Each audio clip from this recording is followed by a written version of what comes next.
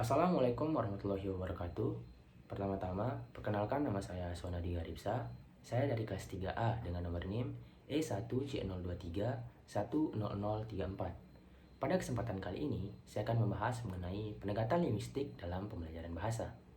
Secara umum, pendekatan linguistik adalah metode yang menggunakan bahasa sebagai titik awal dalam mendekati, menganalisis, dan membahas suatu hal.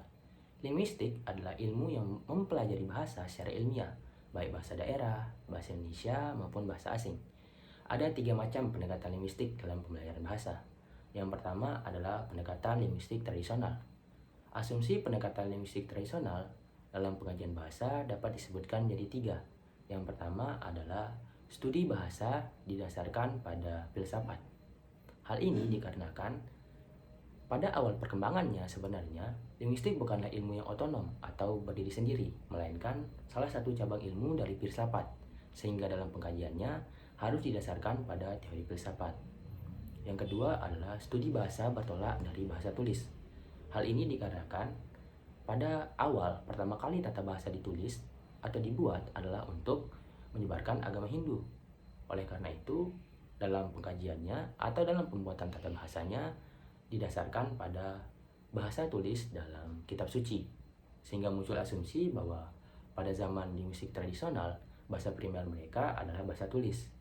Yang ketiga adalah berbahasa harus benar dan berdasarkan kaidah. Hal ini karena pada dasarnya berbahasa adalah untuk mengungkapkan perasaan dan pemikiran, sehingga kita harus menggunakannya dengan benar dan dengan kaidah yang benar, agar apa yang ingin disampaikan bisa tersampaikan dan bisa dimengerti oleh orang lain. Pendekatan yang kedua adalah pendekatan linguistik struktural.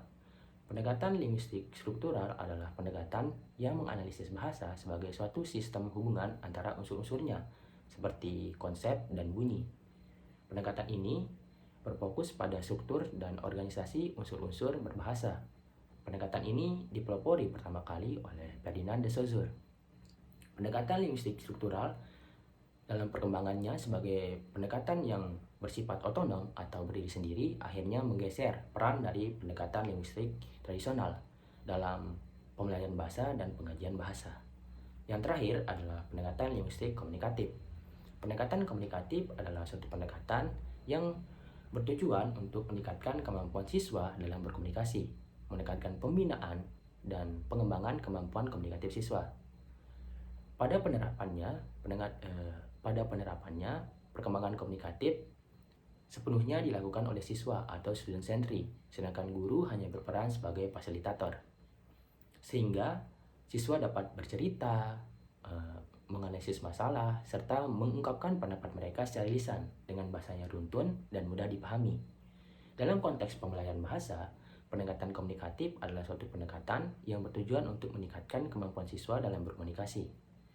Pendekatan ini berfokus pada 4 keterampilan berbahasa, yaitu menyimak, membaca, berbicara, dan menulis. Menurut Subiakto pada tahun 1988, ciri-ciri pendekatan komunikatif adalah yang pertama, aktivitas yang menunjukkan komunikasi sebenarnya atau realitas akan mendorong siswa untuk belajar. Yang kedua, aktivitas untuk mengerjakan tugas-tugas yang bermakna akan mendorong siswa untuk belajar. Yang ketiga, materi silabus komunikasi disusun berdasarkan analisis kebutuhan. Yang keempat, pembelajaran di kelas berpusat pada siswa atau student centered. Yang kelima, guru berperan sebagai penyuluh dan penganalisis kebutuhan siswa serta sebagai manajer kelompok. Yang keenam, bahan pengajaran ialah bertugas sebagai penunjang komunikasi siswa secara aktif. Dengan demikian, pendekatan komunikatif adalah suatu pendekatan yang berlandaskan pada pemikiran bahwa kemampuan siswa dalam menggunakan bahasa dalam berkomunikasi adalah tujuan yang harus dicapai dalam pendekatan komunikatif. Oleh karena itu, pembelajaran yang komunikatif adalah suatu pembelajaran yang memungkinkan siswa untuk memiliki kesempatan yang memadai dalam pengembangan berbahasa dan menunjukkannya dalam kegiatan berbahasa, baik dalam kegiatan produktif maupun reseptif, sesuai dengan keadaan nyata. Mungkin cukup sekian yang bisa saya sampaikan, kurang lebihnya saya mohon maaf. Apabila ada kekurangan, saya benar-benar minta maaf. Wabillahi taufiq wal hidayah. Wassalamualaikum warahmatullahi wabarakatuh.